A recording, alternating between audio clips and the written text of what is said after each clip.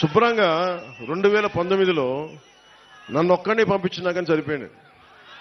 ఒక్కడు నేనేమడుగుతానంటే నాతో పాటు పట్టుమని ఒక 25 మంది కూడా లేరు, 21 మందిని గెలిపించండి, మా పొత్తుని గెలిపించండి, మా టీడీపీని గెలిపించండి, మా బీజేపీని గెలిపించండి, మన బీజేపీని గెలిపించండి, మన టీడీపీని గెలిపించండి, మన జనసేనని గెలిపించండి.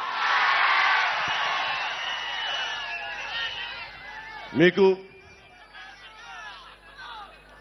ఎమ్మెల్యేగా గెలిచిన వెంటనే ఈ లోపలే కుదిరితే నేను ఇల్లు ఇక్కడే తీసుకుంటా, స్థలం తీసుకుంటాను. ముందు ఎందుకు చెప్తున్నాను ఈ మాట? ఎందుకు చెప్తున్నా? ప్రతి ఒక్కళ్ళు ఇక్కడున్న ప్రజలందరినీ, తూర్పు గోదావరి జిల్లా ప్రజలందరినీ భావోద్వేగాలతో ఆడుకున్నారు. నేను ఆడుకునే వ్యక్తిని కాదు, మీ భావోద్వేగాల్ని గౌరవించే వ్యక్తిని. నేను నిలబడతాను ఇక్కడే. తూర్పుగోదావరి జిల్లా పిఠాపురం కేంద్రంగా చేసుకునే రాజకీయం నడుపుతాం.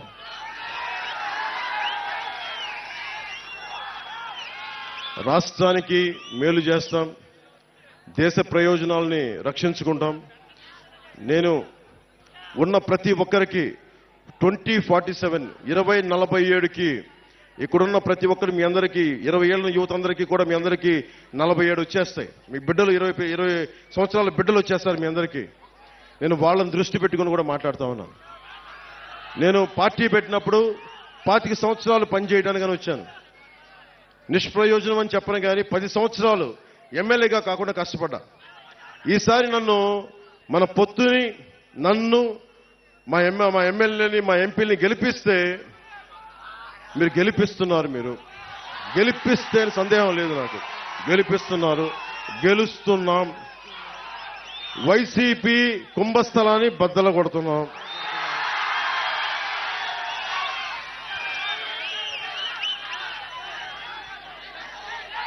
నేను ఎక్కువ మాటలు చెప్పను.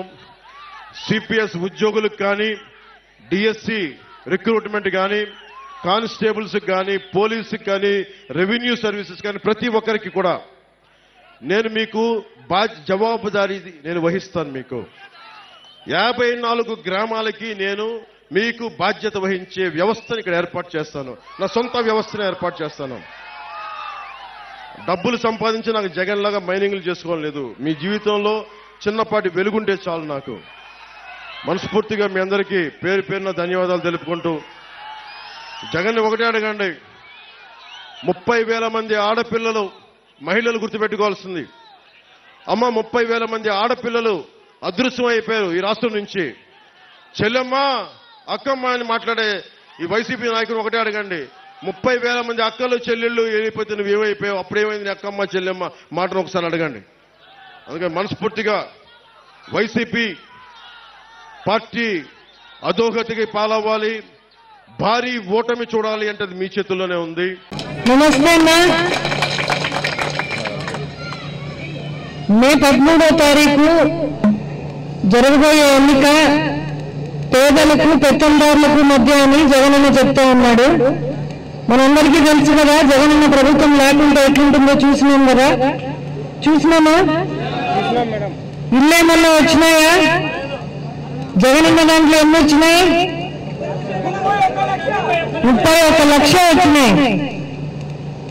పెన్షన్లు వచ్చినాయా చంద్రబాబు కాలంలో? జగనన్న కాలంలో అందరికీ పెన్షన్లు వస్తున్నాయా? అర్హులందరికీ పెన్షన్లు వస్తున్నాయా? 45 ఏళ్ల దాటిన మహిళలందరికీ చేయూత వచ్చిందా? చంద్రబాబు కాలంలో ఉండిందా? చంద్రబాబు చెప్పిన ఏ మాట అయినా నిలబెట్టుకున్నాడా? రుణమాఫీ చేస్తానన్నాడు, చేశాడా? డ్వాక్రా రుణమాఫీ చేస్తానన్నాడు, చేశాడా? ఇల్లు కట్టిస్తానన్నాడు, కట్టించాడా? మన జగనన్న ఇచ్చిన ప్రతి మాట నిలబెట్టుకున్నాడా?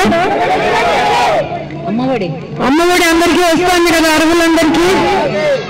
వాలంటీర్లు మన ఇంటి దగ్గరికే తీసుకొని వచ్చి ఇస్తున్నారా? డోర్ డెలివరీ, అన్ని పథకాలు మన ఇంటికి డోర్ డెలివరీ జరుగుతున్నాయి. ఎవరి వెంట పడాల్సిన పని లేదు, ఎవరిని బండిపోవాల్సిన పని లేదు, కమిటీలకు లంచాలు ఇవ్వాల్సిన పని లేదు. తారతమ్యం లేకుండా ప్రతి ఒక్కరికి పథకాలు వస్తున్నాయా? మరి మనం ఎవరిని గెలిపించుకోవాలి? మరి మే 13 మనం అందరము సిద్ధమేనా? ఒక్కొక్కరికి 2 ఓట్లు ఇస్తారు. ఒక ఓటు ఎమ్మెల్యే జగన్ గారికి, ఒక ఓటు ఎంపీ అవినాష్ రెడ్డికి ఇవ్వాలా. మనము ముందు వచ్చిన మెజారిటీ కంటే గొప్ప మెజారిటీ ఇవ్వాలా. ముందు మనము 2019లో ఆపోజిషన్ లో ఉండి వచ్చినాం, ప్రతిపక్షంలో ఉండి ఎలక్షన్కి వచ్చింటే ఓట్ల కంటే సార్ ఇన్ని మేళ్లు చేసినాడు కదా, ప్రతి ఇంటికి మేలు వచ్చిందా లేదా? మరి మనం ప్రతి ఒక్కరము ఓటు వేసి ఒక్క ఓటు కూడా పక్కకు పోకూడదు. అన్ని ఓట్లు మన ఊరు కడప జిల్లా పులివెందుల నిలబడాలి. మనం రాష్ట్రమంతా దేశమంతా తిరిగి చూడాలి మనకు వచ్చే మెజారిటీకి. సరేనా?